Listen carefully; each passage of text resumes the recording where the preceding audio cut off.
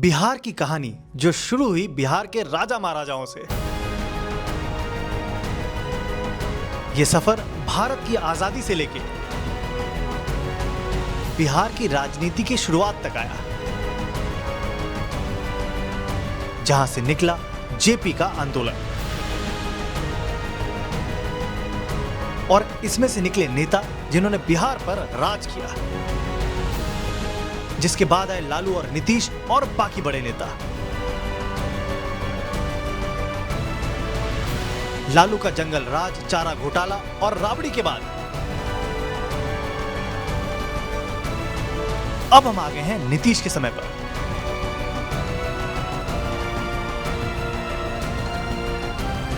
Part 1 और part 2 के इतने अच्छे रिस्पॉन्स के बाद हम लाए हैं full story of Bihar politics part 3।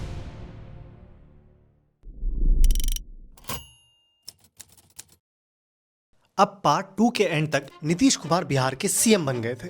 अब नीतीश ने अपना टर्म शुरू होते ही अपने आप को पूरे बिहार के लीडर के तौर पर प्रोजेक्ट कर दिया और पहला फोकस रखा गवर्नेंस पर। यानी ऑलमोस्ट 1.5 डेकेड बाद बिहार में गवर्नेंस को सुधारने के लिए कदम लिए जा रहे थे। और लालू के राज में जितने टैलेंटेड आईएएस आईपीएस ऑफिसर्स बाहर पोस्टिंग लेकर चले गए थे, उन्हें अपील किया कि बिहार की मिट्टी के लिए अगर कुछ करना है तो प्लीज वापस आ जाइए। और यह अपील काम भी आई। कई सीनियर ब्यूरोक्रेट्स जो सेंट्रल गवर्नमेंट में पोस्ट लेकर चले गए थे वो वापस आए और उन्हें बिहार सरकार में अच्छे पोजीशंस पर पोस्टिंग दी गई। अब मेन काम था क्राइम को टैकल करना। उसके लिए स्पेशल फास्ट ट्रैक कोर्ट्स बनाए गए, पुलिसिंग को काफी एग्रेसिव किया गया, आर्म्स एक्ट स्ट्रिक्टली लागू किया गया, हजारों क्रिमिनल्स को फटाफट मुकदमा चला के जेलों में भरा गया। सिर्फ 2006 में ही करीब 6,839 क्रिमिनल्स कन्विक्ट हुए थे और नीतीश के सत्ता हाथ में लेने के 7 सालों के अंदर 70,000 से ज्यादा क्रिमिनल्स जेल में डाले गए। नीतीश ने रिटायर्ड आर्मी सोल्जर्स की एक टीम असेंबल की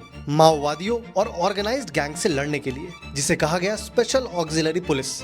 और इसी के साथ सरकार ने क्राइम के प्रति अपना इंटेंशन क्लियर कर दिया था। इस दौर में रोड्स, ब्रिजेस, स्कूल्स, हॉस्पिटल्स सभी काफी तेजी से बनाए गए और यहीं से नीतीश का सुशासन बाबू वाला टैग और मजबूत होता चला गया।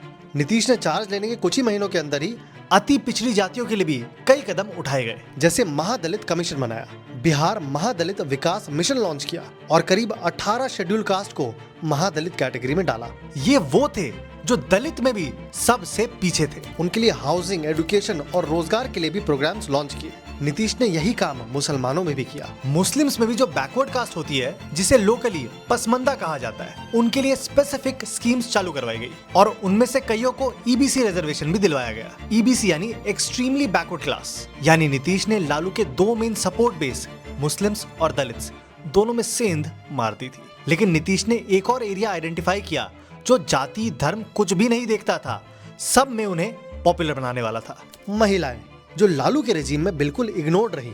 नीतीश ने लोकल गवर्नेंस में रिजर्वेशन लागू करके 50% सीट्स पंचायत में महिलाओं के लिए आरक्षित कर दी। 2006 में पहली बार नीतीश कुमार जी ने अति पिछड़ा और दलित को और महिलाओं को रिजर्वेशन दिया। ऐसा करने वाला बिहार पूरे देश में पहला राज्य बना था। इस मूव से न सिर्फ महिलाएं पब्लिक लाइफ में आगे आई, लेकिन साथ ही महिलाओं में नीतीश की पॉपुलैरिटी काफी तेजी से बढ़ी। लेकिन ये सब तो चलो हो गई गवर्नेंस की बात, लेकिन इस गठबंधन यानी एनडीए में भूकंप के कुछ झटके महसूस होने शुरू हो गए थे। तो याद रहे, लालू के बाद सीएम भले ही नीतीश बने हो, लेकिन बीजेपी भी इस अलायंस का एक इम्पोर्टेंट हिस्सा थी। और जहां बिहार में इस नई सरकार के सारे स्टेप्स का क्रेडिट नीतीश को जा रहा था, वहां दूसरी तरफ बीजेपी अपने आप को एक जूनियर पार्टनर के तौर पर देख रही थी। नीतीश ने जानबूझ के बीजेपी को अपने से थोड़ा दूर रखा था। अब जैसे नीतीश ने 1989 वाले भागलपुर राइट्स, जिसके बारे में हमने पार्ट 1 में बात की थी, उसकी फाइल दोबारा खुलवा दी मुस्लिम्स में कॉन्फिडेंस बढ़ाने के लिए। और सुशील मोदी दूसरी तरफ माइनॉरिटी वेलफेयर के चेक पे चेक काट रहे थे। इस सब से बीजेपी बहुत अनकंफर्टेबल हो रही थी और बीजेपी के कई नेताओं ने अपनी नाराजगी दिखाने भी शुरू कर दी थी। अब यहाँ होता है वो इंसिडेंट जो सीएम नीतीश कुमार और गुजरात के सीएम नरेंद्र मोदी के बीच बवाल करवा देता है। अब जैसा कि मैंने आपको पहले बताया, नीतीश नरेंद्र मोदी को बिल्कुल भी पसंद नहीं करते थे और गुजरात के 2002 के दंगों के बाद नीतीश अपने आप को मोदी से जितना दूर हो सके उतना दूर रखना चाहते थे। लेकिन मोदी के भविष्य में क्या लिखा है वो आपको और मुझे दोनों को पता है। तो होता क्या है, कोसी नदी पे बना एम्बैंकमेंट जो नेपाल में पड़ता था वो 2008 में टूट जाता है, जिससे नदी के फ्लो का डायरेक्शन ही चेंज हो जाता है और कोसी अपना एक पुराना रास्ता पकड़ लेती है जो नॉर्थ बिहार के एक मेजर हिस्से को डुबा देता है और इससे करीब 25 लाख लोग अफेक्टेड हो जाते हैं। अब इसके कुछ हफ्तों बाद गुजरात सरकार बिहार सीएम रिलीफ फंड में 5 करोड़ रुपए डोनेशन के तौर पर भेजती है। अब याद रहे 2009 में लोकसभा के चुनाव आ रहे थे और बीजेपी एलके आडवाणी को पीएम रेस के लिए तैयार कर रही थी और एक show of strength rally organise करती है लुधियाना में, जिसमें सारे अलायंस पार्टनर्स को बुलाया जाता है। अब नीतीश इस रैली में नहीं जाना चाहते थे क्योंकि इस रैली में मोदी भी आते और मोदी के साथ एक ही स्टेज पे बैठना नीतीश को मंजूर नहीं था। तो नीतीश ने तब के जेडीयू प्रेसिडेंट शरद पवार को बोला कि आप ही चले जाइए। लेकिन रैली के 2 दिन पहले अरुण जेटली नीतीश को फोन करके बोलते हैं कि आडवाणी जी की बहुत ज्यादा इच्छा है कि आप इस रैली में आए, उन्होंने पर्सनली रिक्वेस्ट किया है। अब नीतीश ने इतना सुनने के बाद भी तुरंत कमिटमेंट नहीं दिया, लेकिन जेटली ने अपने एक आदमी संजय झा को नीतीश के पीछे लगा दिया कि इन्हें कैसे भी लेके आओ और फाइनली नीतीश मान गए कि चार्टर्ड फ्लाइट से जाएंगे, थोड़ी देर अटेंड करेंगे और वापस सीधा पटना। अब यहाँ कर दिया मोदी ने खेल। नीतीश जैसे ही स्टेज पे चढ़े, मोदी भाग के नीतीश के पास आए, उनका हाथ पकड़ा और क्राउड के सामने उठा दिया। नीतीश ने कोई रिएक्शन नहीं दिया, वो सन्न रह गए थे। लेकिन जो होना था हो चुका था क्योंकि कैमरास ने दनादन फोटोज खींच ली थी। अब इससे पहले नीतीश कुछ रिएक्ट करते, मोदी वापस अपनी सीट पर जाकर बैठ गए। जब नीतीश अपनी गाड़ी में आकर बैठे तो उनका पारा 7वें आसमान में था। उन्होंने संजय झा को कहा कि इसीलिए हमें यहाँ बुलाया था, आप जानते थे क्या होने वाला है, प्रोवोक किया गया है मुझे और आपने मुझे फंसाया है, सब डेलिबरेट है, सब डिजाइन है। कल अखबार में वही फोटो छपेगा जो उस आदमी ने मेरा हाथ जबरदस्ती पकड़ के खिंचवाया है। अब चलो ये तो जो होना था हो गया। ऑपोजिशन पार्टीज ने नीतीश को इस चीज के लिए घेरा, लेकिन ज्यादा कुछ उस समय तो नहीं हुआ। लेकिन अभी होने वाला है। जून 2010 में पटना में बीजेपी की नेशनल एग्जीक्यूटिव की मीटिंग होनी थी और इसके कुछ ही दिन पहले पूरे पटना में पोस्टर्स भर जाते हैं। किसके?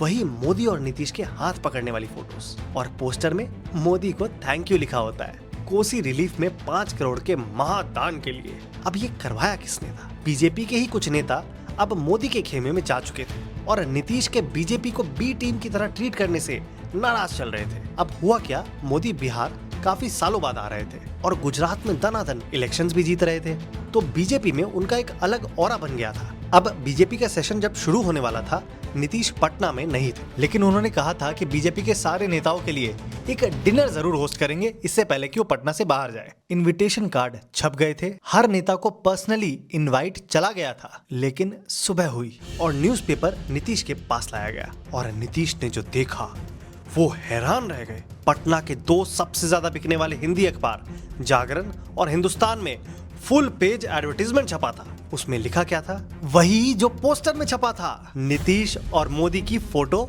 और मोदी को 5 करोड़ के लिए थैंक यू। उन्होंने डिनर ही कैंसिल कर दिया और ये खोजने के लिए लोग भेज दिए कि आखिर ये ऐड छपवाया किसने था। अब कई बीजेपी नेता शर्मिंदा हुए प्राइवेटली, लेकिन सबको पता था कि ये एक अननेसेसरी प्रोवोकेशन था, वो भी स्पेशली इलेक्शन के पहले। लेकिन पब्लिकली इसको बहुत ज्यादा नहीं उछाला गया। पुलिस ने जांच की और पता लगाया कि ये ऐड सूरत से किसी ने कैश पैसे भिजवा के छपवाया था। बात बिल्कुल साफ थी। मोदी ने गांधी मैदान की रैली में क्लियरली गुजरात वर्सेस बिहार का कंपैरिजन भी लगे हाथ कर दिया था। अब नीतीश ने अपनी बची कुची इज्जत समेटने के लिए अनाउंस किया कि वो 5 करोड़ रुपए का चेक उन्होंने गुजरात सरकार को वापस कर दिया है। बीजेपी के नेताओं ने कहा कि वो पैसे नीतीश के कोई पर्सनल अकाउंट के लिए थोड़ी दिए थे, वो तो बिहार के लिए दिए गए थे। गुजरात के नागरिकों ने भेजी हुई मदद को ठुकरा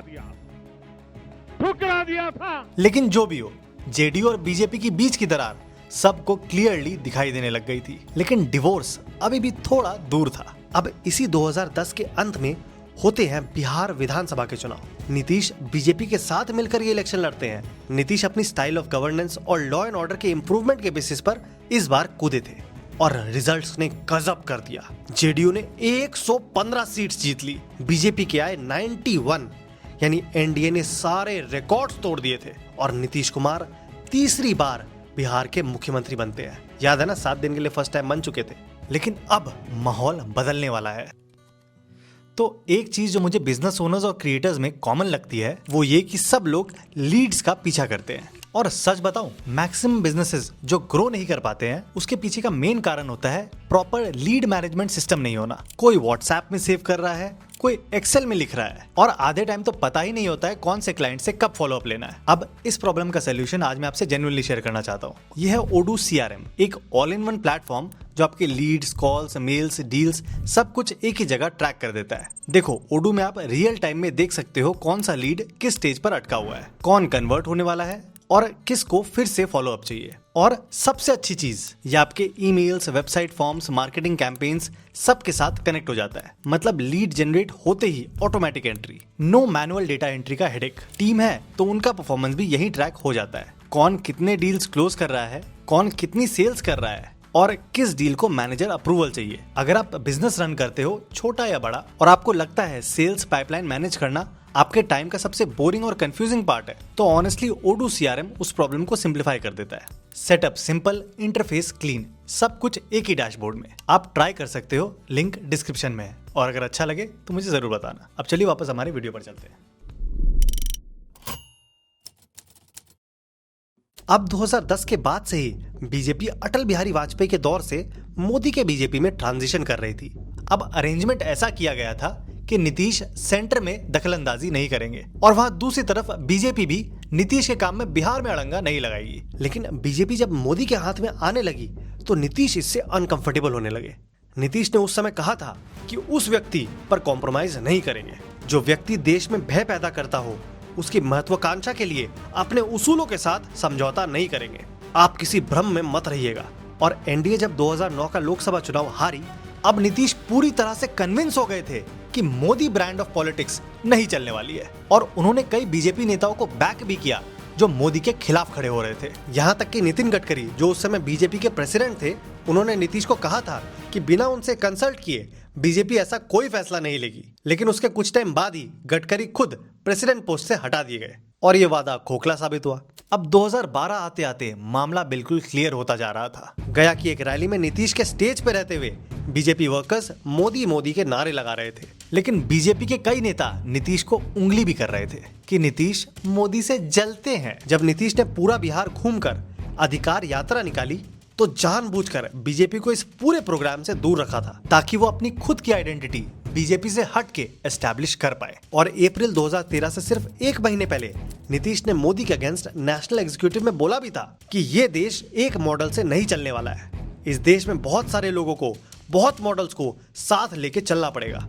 लेकिन नीतीश की इतनी चेतावनियों के बावजूद जून 2013 को बीजेपी ने नरेंद्र मोदी को 2014 चुनाव के लिए प्राइम मिनिस्टरियल कैंडिडेट अनाउंस कर दिया। संसदीय दल ने यह फैसला किया है कि श्री नरेंद्र मोदी को आगामी लोकसभा चुनाव के लिए प्राइम मिनिस्टरियल कैंडिडेट के रूप में प्रोजेक्ट किया जाए। और इसके कुछ ही दिनों बाद नीतीश कुमार ने अपना बीजेपी के साथ 17 साल पुराना रिश्ता तोड़ दिया। भारतीय जनता पार्टी का जो रास्ता था वो रास्ता हमें मंजूर नहीं और बिहार की राजनीति को हमेशा के लिए बदल के रख दिया। नीतीश ने उस समय बढ़ चढ़ के मोदी का विरोध किया। अहंकार तो दूसरे लोगों के पास है और वो रोम रोम से टपकता है। और कुछ दिनों के अंदर ही बीजेपी के सारे 11 मंत्रियों को बिहार की कैबिनेट से हटा दिया और साथ ही एनडीए से रिजाइन भी कर दिया। तो इसकी नैतिक जिम्मेवारी लेते हुए हमने मुख्यमंत्री के पद से त्याग पत्र दे दिया है। क्या नीतीश ने यह काम सिर्फ अपनी सेक्युलर इमेज को बचाने के लिए किया था? पता नहीं, लेकिन ये मैसेज देने की कोशिश जरूर की थी कि वो अपने उसूलों के साथ समझौता कभी नहीं करते हैं। खैर, इस बात में कितना दम है वो आपको आगे पता चल ही जाएगा। अब इस डिवोर्स के बाद क्या हुआ वो आप एक्सपेक्ट कर सकते हो। बीजेपी के नेताओं ने कहा कि नीतीश ने गद्दारी कर दी है। पीएम बनने का सपना देख रहे थे नीतीश। प्रधानमंत्री का सपना उनको सोने नहीं देता था। नीतीश के पुतले फूंक दिए और ये कि जनता ने वोट एनडीए को दिया था, ना कि जेडीयू को। पूरे राज्य में स्ट्राइक बुलाई गई। अब इस बात से इनकार नहीं किया जा सकता है कि नीतीश के दिमाग के किसी कोने में ये बात जरूर रही होगी कि वो भारत के प्रधानमंत्री बन सकते हैं। और कई सर्वेज नीतीश को भारत का दूसरा सबसे पॉपुलर सीएम बोल रहे थे। लेकिन नंबर 1 पर कौन था? मोदी। अब बीजेपी से अलग होने के बाद नीतीश ने 2014 का लोकसभा इलेक्शन अकेले लड़ा और नतीजा क्या हुआ? मोदी लहर में सब बह गए, नीतीश भी। जेडीयू बिहार में 20 लोकसभा सीट होल्ड करती थी। इस बार 40 सीट में कितनी जीत पाई पता है? मात्र 2। इस मोदी सुनामी को दो लोगों ने भाप लिया और उसका फायदा भी उठाया, रामविलास पासवान और उपेंद्र कुशवाहा की आरएलएसपी। और नीतीश की ये थ्योरी कि कम्युनल मोदी के खिलाफ स्टैंड लेके उन्होंने खुद को सेक्युलरिज्म का चैंपियन बना लिया है और मुसलमान इस चीज के लिए रिवॉर्ड करेगा, ये बिल्कुल गलत साबित हुआ। अब चलो, राजनीति में हार जीत तो चलती रहती है, लेकिन इस हार के बाद नीतीश ने जो किया वो लेकिन बहुत ज्यादा ही बड़ा कांड बन गया। अब 2014 के लोकसभा इलेक्शन के रिजल्ट आने के बाद नीतीश इतने ज्यादा हर्ट हो गए कि उन्होंने अपना उसूलों के साथ कॉम्प्रोमाइज नहीं करने वाली इमेज को रिवाइव करने का सोचा और बिहार में सीएम पोस्ट से रिजाइन कर दिया। मुख्यमंत्री के पद से त्याग पत्र दे दिया है, मंत्रिपरिषद का भी त्याग पत्र आज।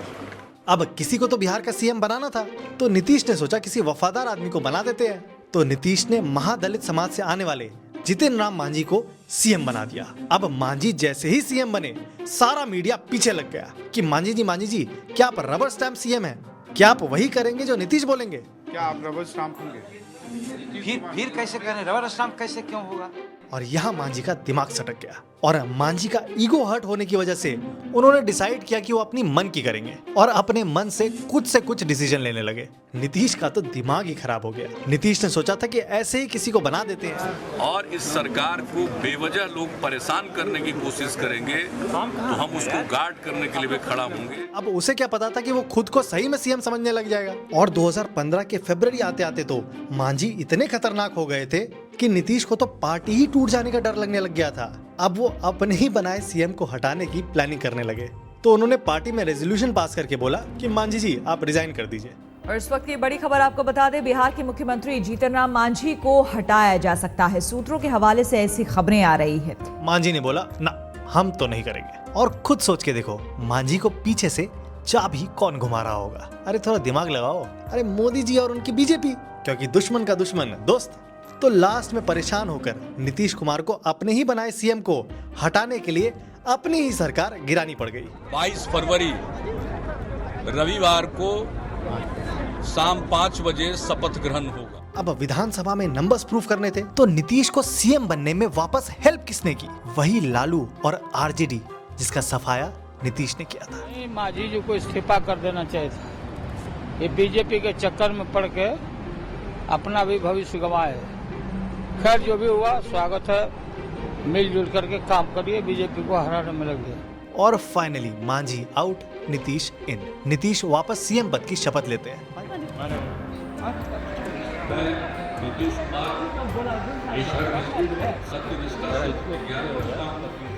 भाई कितना नंबर हो गया शपथ का? अभी तो नीतीश का वार्म अप चल रहा है, आगे आगे देखो होता है क्या।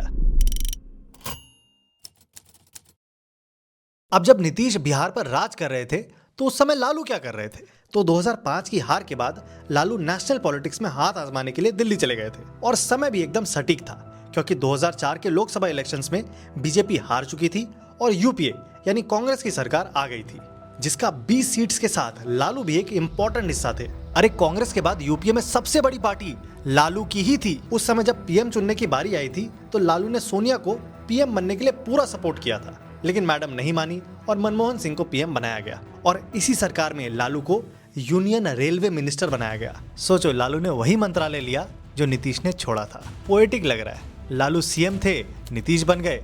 नीतीश रेल मंत्री थे, लालू बन गए। और लालू के हाथ में रेलवे आते ही होता है एक चमत्कार। तो इंडियन रेलवे हमेशा से एक लॉस मेकिंग एंटिटी हुआ करती थी, यानी उससे सरकार को नुकसान झेलना पड़ता था। अब लालू को इस टाइप का कोई भी एंटरप्राइज चलाने का कोई एक्सपीरियंस नहीं था, लेकिन लालू के टेन्योर में रेलवेज प्रॉफिटेबल हो गई और लालू को यह चमत्कार करने के लिए बड़े आईवी लीग इंस्टीट्यूशंस जैसे हार्वर्ड तक में बुलाया गया। अब उन्होंने ये कारनामा किया कैसे था? लेकिन उससे पहले ये सवाल उठना चाहिए कि ये कारनामा उन्होंने किया भी था कि नहीं, लेकिन इस बात को भी किसी और वीडियो में समझाऊंगा। इन शॉर्ट ये समझ लो, लालू ने हेड्स में कुछ चेंजेस किए जिसकी वजह से ऐसा प्रॉफिट दिखने लगा था। असल में ये कोई प्रॉफिट था ही नहीं और लालू ने रेल मंत्री रहते हुए कई घोटाले भी किए, जैसे लैंड फॉर जॉब स्कैम, जिसमें कैश में घूस लेने के बजाय सीधा जमीन घूस के तौर पे ले ली जाती। IRCTC स्कैम, जिसमें पटना की एक पॉश जमीन लालू को इनडायरेक्टली ट्रांसफर की गई होटल्स के टेंडर के बदले। और भी बहुत कुछ किया था। हाँ, कुछ ढंग का भी काम किया था, खाली घोटाला नहीं किया था। चाय पीने के लिए प्लास्टिक की जगह मिट्टी के कूलर इंट्रोड्यूस करवाए गए। कूलीज को लोडिंग एजेंट्स बोला जाने लगा। लालू इस दौर में सोनिया के खास आदमी थे।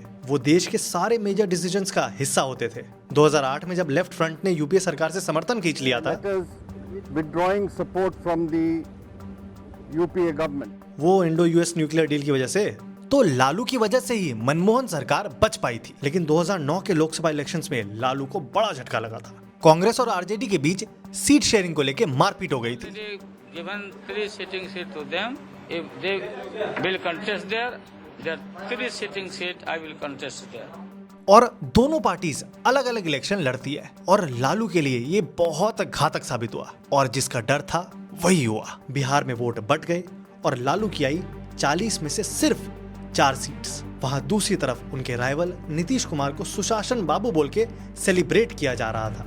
और 2009 के बाद लालू की हालत और खराब होती चली गई। पार्टी का बिहार में भट्टा बैठ गया और चारा घोटाले के मुकदमे अचानक से तेजी पकड़ने लग गए थे। और जिसका डर था वही हुआ। 2013 में रांची की सीबीआई कोर्ट ने अपना वर्डिक्ट सुना दिया और लालू को चारा घोटाले में दोषी करार कर दिया। उन्हें 5 साल की जेल की सजा भी सुना दी। इससे लालू इमीडिएटली पार्लियामेंट से डिस्क्वालीफाई भी हो गए। और किस्मत देखो, ये कन्विक्शन पे डिस्क्वालिफिकेशन वाला कानून इस वर्डिक्ट के कुछ महीनों पहले ही पास किया गया था। लालू को ना सिर्फ पार्लियामेंट की सीट खाली करनी पड़ी, बल्कि वो जेल से रिलीज होने के 6 साल बाद तक इलेक्शन नहीं लड़ सकते थे। लेकिन लालू अपनी लेगेसी बचाने में कुछ हद तक इसलिए सक्सेसफुल रहे क्योंकि उन्होंने अपने लगभग पूरे परिवार को राजनीति में उतार दिया था। जैसे राबड़ी, जिन्हें इतने साल सीएम की कुर्सी और पार्टी को मैनेज करने का एक्सपीरियंस हो गया था। और प्राइमरीली उनके 2 बेटे तेजस्वी यादव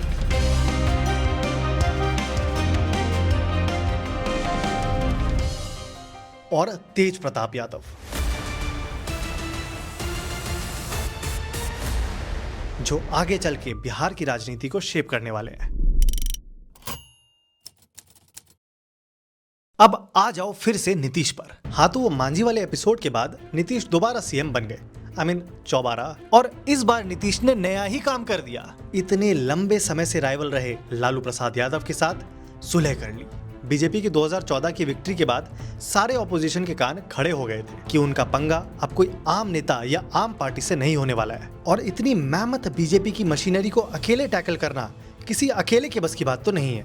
इसीलिए नीतीश ने ये दाव चला था, समझ लो अपना राजनीतिक भविष्य बचाने के लिए। यानी नीतीश मोदी से इतनी नफरत करते थे कि उन्हें लगा इससे बेटर तो लालू है। तो इसी सब के बीच 2015 में नीतीश और लालू ने मिलकर बनाई महागठबंधन। और इस अलायंस का चेहरा नीतीश ही रहे, क्योंकि जैसा कि पहले बताया, लालू तो इलेक्शन ही नहीं लड़ सकते थे। अब इतने कॉम्प्लिकेटेड अलायंस को जिताने का जिम्मा नीतीश ने दिया उसी आदमी को जिसने वो 2014 लोकसभा चुनाव में मोदी को जिताने वाला कारनामा किया था, प्रशांत किशोर।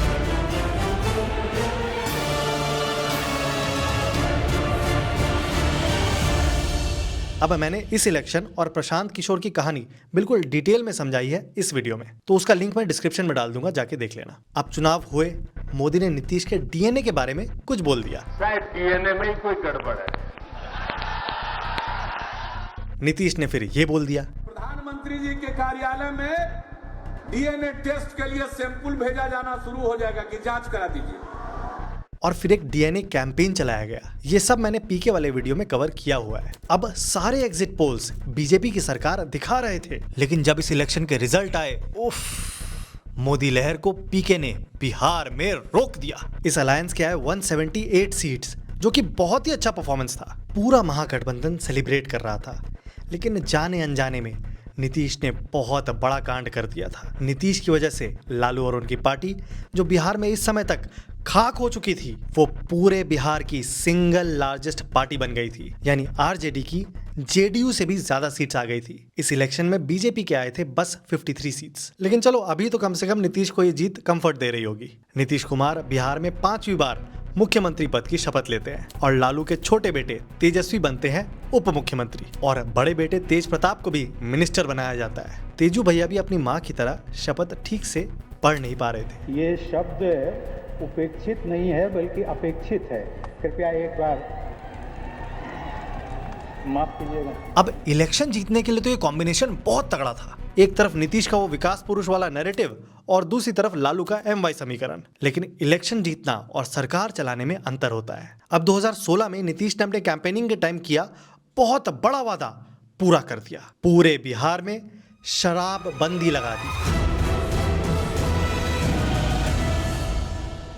ये कदम नीतीश ने महिलाओं को ध्यान में रखकर लिया था। लेकिन मैंने ये बात कही और मैं ये महसूस करता हूँ कि महिलाओं के जीवन पर इसका बहुत बुरा प्रभाव पड़ रहा है शराब के चलन पर, क्योंकि अल्कोहलिज्म का खामियाजा सबसे ज्यादा महिलाओं को ही भुगतना पड़ता है। अब ये सब एक तरफ था, लेकिन नीतीश थोड़ा अनकंफर्टेबल महसूस कर रहे थे। एक तो कम MLAs यानी अपनी ही सरकार में एक जूनियर का रोल निभाना पड़ रहा था, जिसकी नीतीश को आदत नहीं थी, और दूसरी तरफ लालू की इमेज भी साथ जुड़ गई थी। अब अगर आप रात को सो रहे हो और थोड़ा अनकंफर्टेबल महसूस करते हो तो आप क्या करोगे? करवट लोगे। तो नीतीश करवट लेना शुरू करते हैं। 2016 खत्म होते होते सेंटर की बीजेपी सरकार ने 2 मेजर कदम लिए। पहला, नोटबंदी। 500 rupee and 1000 rupee currency note presently in use will no longer be legal tender from midnight to night. और दूसरा, GST।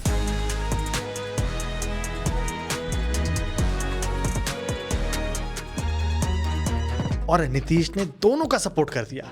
ये जो 500,000 रुपए का नोट बंद किया गया, मैं तो हिमायती हूँ। और वो फिर से अपनी क्लीन इमेज को प्रमोट करने के लिए ये सब कर रहे थे। अब याद है मैंने बताया था कि जब लालू रेल मंत्री थे, एक IRCTC स्कैम किया था, तो असल में उसमें तेजस्वी का भी रोल था। और जुलाई 2017 में CBI बिहार के डेप्यूटी CM तेजस्वी यादव के खिलाफ करप्शन के चार्जेस लगाकर चार्जशीट दायर कर देती है। अब नीतीश पूरी तरह से फंस चुके थे। उनकी वो अनकॉम्प्रोमाइजिंग नेता वाली इमेज पर कालिक पुतने वाली थी। नीतीश ने लालू को कहा कि तेजस्वी या तो एक्सप्लेनेशन दे या फिर रिजाइन करे। लालू लेकिन अपने बेटे की बलि चढ़ाने को तैयार नहीं हो रहे थे, और नीतीश ने वो कदम उठाया जिनसे उन्हें किताब मिला पलटू चाचा का।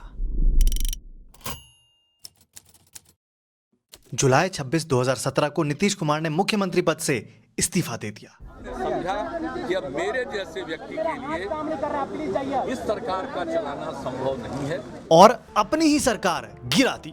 और इसके लिए ब्लेम किया अपनी चेतना यानी कॉन्शियंस को, और कहा वो करप्शन के साथ समझौता नहीं कर सकते। और अगले ही दिन नीतीश ने बीजेपी के साथ डील फाइनल कर ली, और एक बार फिर यानी छठी बार नीतीश कुमार बिहार के CM पद की शपथ लेते हैं। और इस बार लालू परिवार नीतीश को गद्दार बताता है और नाम देता है पलटू चाचा।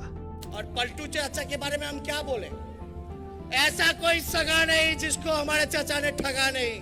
अब ये देखो, नीतीश के इस यू टर्न से मामला फुल सर्कल हो गया है। नीतीश बीजेपी के साथ थे, फिर मोदी की वजह से बीजेपी को छोड़ा, फिर मोदी को काउंटर करने के लिए लालू को पकड़ा, और फिर लालू को छोड़ा, और लालू को काउंटर करने के लिए मोदी को पकड़ा। अब इस सरकार में मोदी पब्लिकली नीतीश के स्टाइल ऑफ गवर्नेंस की तारीफ करते दिखते हैं।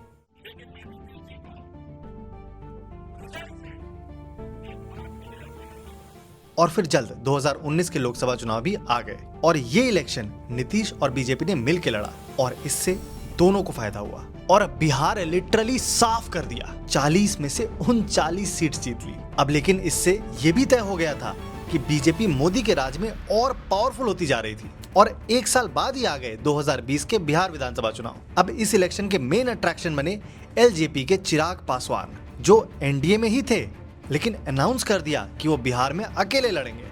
जब मैं चुनाव में अकेले लड़ने का भी हम लोगों ने फैसला लिया था, लेकिन बीजेपी के खिलाफ कैंडिडेट नहीं उतारेंगे। सिर्फ जहां जहां JDU कैंडिडेट उतार रही है वहीं लड़ेंगे। Chirag Paswan LJP that put up candidates against the JDU everywhere. और सबसे हैरानी की बात तो ये थी कि बीजेपी इस बात का कहीं भी विरोध नहीं कर रही थी, और चिराग को केंद्र के अलायंस से भी नहीं निकाला गया। यानी चिराग एक तरह से देखो तो बीजेपी के प्रॉक्सी की तरह काम कर रहे थे, और जो खेला हुआ वो नीतीश को रिजल्ट के बाद समझ आ गया। JDU सिर्फ 43 सीट्स पर सिमट गई, जहां दूसरी तरफ बीजेपी के आ गए 74 सीट्स, यानी JDU से बहुत ज्यादा मजबूत हो गई थी बीजेपी। लेकिन फिर भी इस इलेक्शन में भी RJD सबसे बड़ी पार्टी बनती है, बीजेपी से एक ज्यादा 75 सीट्स लाकर। लेकिन NDA एक स्लिम मेजोरिटी से सरकार बना लेती है, यानी RJD इस इलेक्शन में सरकार बनाते बनाते रह गई थी। इसी के साथ बिहार को एक नया CM मिला। अरे नहीं, अच्छा वही नीतीश कुमार बिहार में 7वीं बार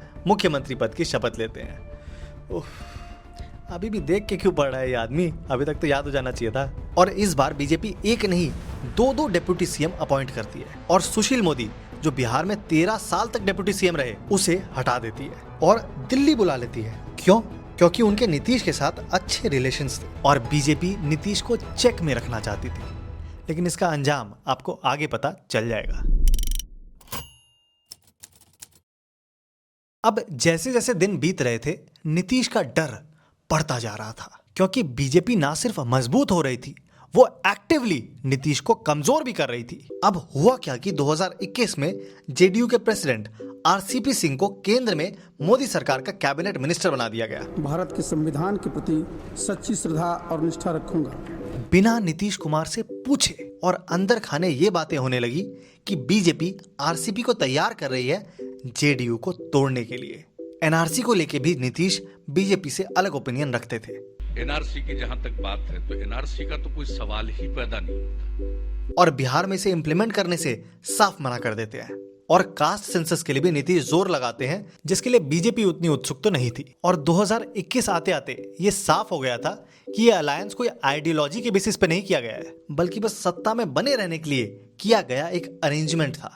और दोनों पार्टनर एक दूसरे को एक्टिवली डैमेज कर रहे हैं। और 2022 आते आते तो नीतीश कन्विंस हो गए थे कि बीजेपी उनकी पार्टी तोड़ देगी। मर जाना कबूल है, उनके साथ जाना हमको कभी कबूल नहीं है, ये अच्छी तरह जान लीजिए, समझ लीजिए, सब बोगस बात है। क्योंकि याद है बीजेपी ने महाराष्ट्र में क्या काम किया था? मैंने उस पर भी एक डिटेल्ड वीडियो बनाई है, जाकर देख लेना। और अगस्त में जो हुआ, नीतीश ने फिर से पलटी मार दी और बीजेपी से फिर से रिश्ता तोड़ दिया। और एक लंबी लिस्ट थी नीतीश के पास कि बीजेपी उनके साथ क्या क्या गलत कर रही थी। भाजपा से क्या दिक्कत हो?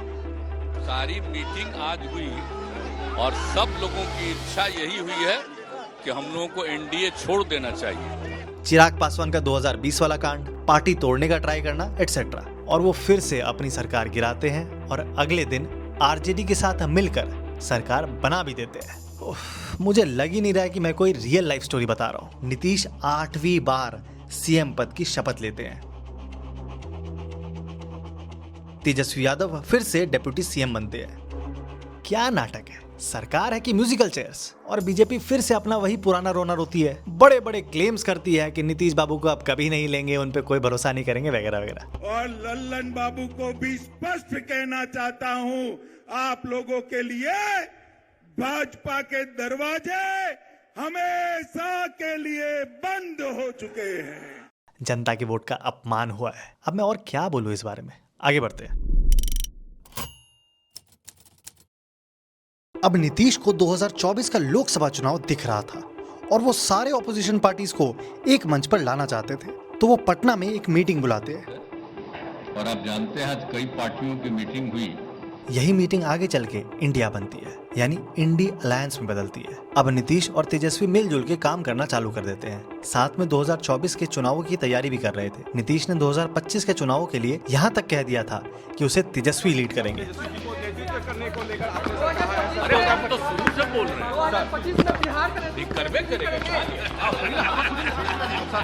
हैं, जिसे काफी लोगों ने नीतीश का सक्सेशन प्लान के तौर पर देखा। लेकिन अब मैं क्या बोलूं, नीतीश को शर्म नहीं आ रही है, मुझे आने लग गई है। 2024 आते आते नीतीश पलटी मारने वाले हैं, ऐसे र्यूमर्स जोर पकड़ने लगते हैं। और पटना में पोस्टर्स दिखाई देते हैं जो कहते हैं नीतीश सबके हैं।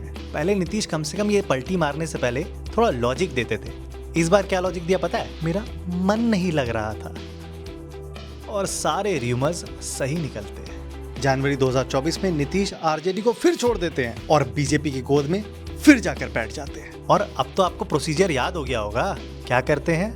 अपनी ही सरकार गिराते हैं और अगले ही दिन खुद वापस अपनी ही सरकार बना भी लेते हैं और 9वीं बार बन जाते हैं बिहार के सीएम। और अब तो ये चीज सबको समझ आ गई थी कि नीतीश सत्ता में बने रहने के लिए कभी भी, कहीं भी, कैसे भी, कुछ भी बोल के पलटी मार सकते हैं। मतलब जो सिलसिला शुरू किया था अपने आप को सिद्धांतवादी दिखाने के लिए, उससे उल्टा ऐसी इमेज बनी कि कोई भरोसा ही नहीं करेगा। इनकी अपनी दम पर कभी सरकार बनी ही नहीं है। इन्होंने 6 बार बीजेपी के दम पर और 3 बार आरजेडी के दम पर सरकार बनाई है। अब 2024 के लोकसभा चुनाव आ गए थे और बीजेपी 400 पार के नारे दे रही थी। की बार एनडीए सरकार 400 पार। लेकिन नतीजे बहुत शॉकिंग होते हैं। जो बीजेपी अकेले अपने दम पर सरकार बनाने की काबिल थी, वो इन चुनावों के बाद बैसाखी पर आ जाती है, जिसकी एक डंडी बने चंद्रबाबू नायडू और दूसरी नीतीश कुमार। बिना इन दोनों के मोदी सरकार नहीं बन सकती थी।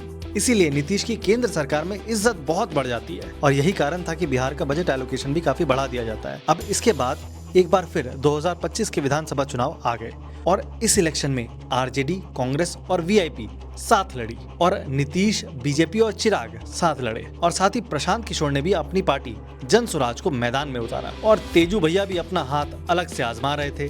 उनकी कहानी पर तो एक अलग से वीडियो पक्का बनाऊंगा। और इलेक्शन के पहले नीतीश का मानसिक संतुलन हिला होने के कई क्लिप सामने आए।